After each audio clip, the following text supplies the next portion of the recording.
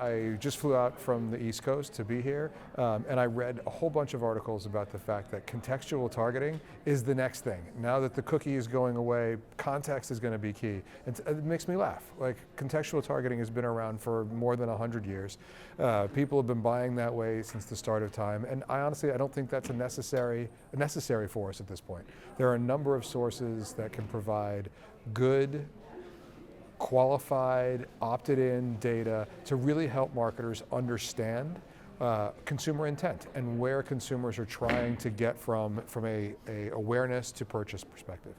So what does this gradual transition to a cookieless environment mean for eBay? How does it change what you do? Yeah, so I'm not so sure that it's gradual first. I think it's going to come very quickly, but for a company like eBay, and I think this is important across the entire ecosystem, we understand our consumers. Our consumers are all logged in. They come to us for one reason and one reason only, and that's to buy things. We are a commerce platform, so if you take an action within our site, that's a level of intent already, just simply being in the ecosystem. So for us, we feel like we know who they are. They've given us the right to work with them and to start teaching our advertising partners how people actually transact. Do you think all publishers need to start building out their first-party data strategies, those that haven't already? Can you survive and thrive in this new world without registered, logged-in users who you understand?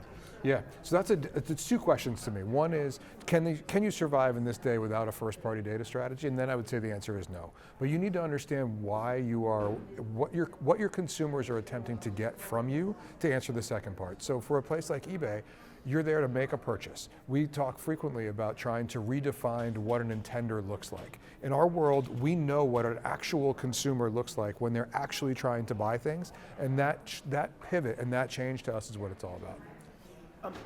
Do you think fears about an internet dominated by big walled gardens are well-founded?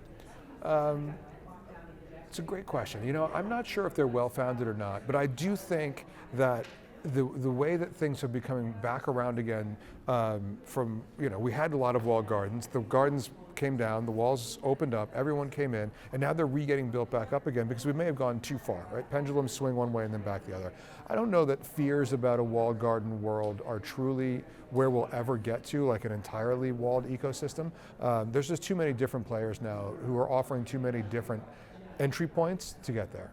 Do you think there are justified fears about a more fragmented internet? That, I would say, is very much the case. Understanding how the pieces come together and the ways that they work together are crucial for an advertiser. If you are one who is looking to understand how does your OTT inventory play with an ecosystem like eBay's, where we're at the much lower end of the funnel, we know actually when and why people are buying things. That's a really important place to build bridges and understanding how the pieces come together. Now, there are definitely buyers who are arguing that what they want to see is more standardization. Yes. So they love the granularity, the insights that companies like eBay can provide about intent.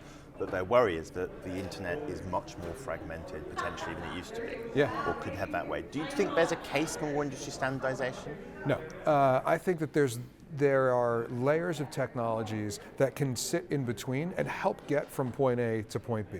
So we know at an absolutely granular level how many brands you consider when you're making a purchase, how many items you consider when you're making a purchase. I know what colors of items you're looking at when you're making a purchase.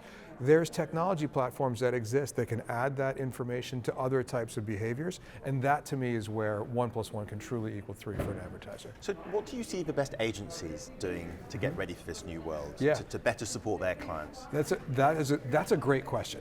Because to me, the best agencies are the ones that stir the pot, and instead of trying to get straight from here's where I am today, here's where my action needs to be, they're still inquisitive, they're trying to learn. They're willing to take on conversations about types of data that they don't know what the answer is. Is it important that when I'm shopping for myself, I'm an impulse buyer? I come onto eBay, I know what I want to buy, I'm in, I'm out, and I'm done. Versus when I'm buying a shared purchase from my family, with my wife, we look at things, it takes a much longer time.